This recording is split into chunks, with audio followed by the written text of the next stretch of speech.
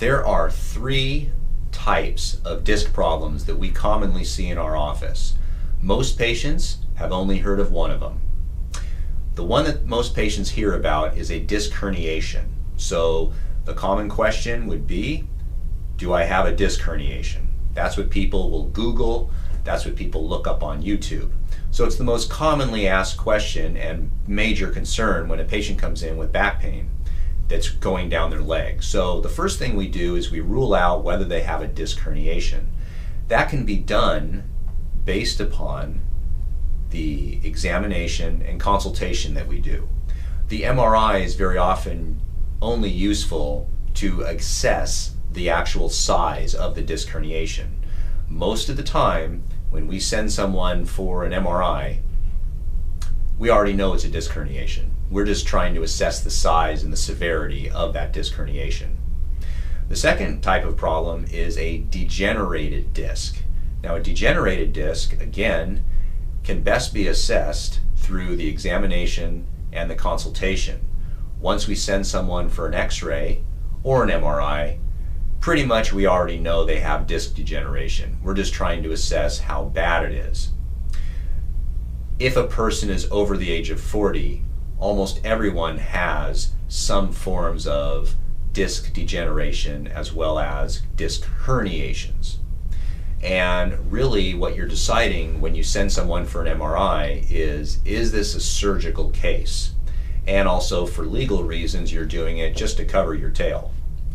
Now, the one condition that most people don't know about, but we see very often, is an internal disc derangement. Now, this is a totally different type of disc problem. And when we tell patients that you have an internal disc derangement, the most common question is that a disc herniation? Am I going to need surgery? And so, because people have never heard of this diagnosis, they really don't understand even what questions to ask. With an internal disc derangement, what you have to understand is it's basically a severe sprain of the disc material, where the disc will actually swell internally, where there's actually damage to the fibers, but nothing is seen on an MRI or an X-ray. This is purely a clinical finding. Now, there are special MRIs that can be done where you can assess for an internal disc derangement, but by the time you send the person for the MRI or CAT scan, whichever one you want to do, by the time you send it to them, get authorization from the insurance to actually get that done, what ends up happening is the patient's already better. You can get them better.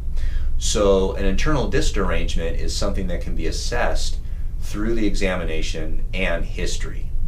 And it typically goes like this. A perfectly healthy person will be shoveling or digging or working in a forward bent position, and they'll be doing it for a repetitive period of time, and the next morning they can hardly move. They're very often hunched over, they have no movement whatsoever, they can't move forward, they can't move back, they can't move to the side, their spine is essentially locked. Very often people will think they have just muscle spasm, but in reality the muscles are spasming for a reason. The muscles are spasming to protect you from actually herniating the disc. So the disc will swell, the body's natural reaction will be to spasm that area, whereas typically with a disc herniation, the person will be able to find one position that hurts and another position that reduces the actual pain.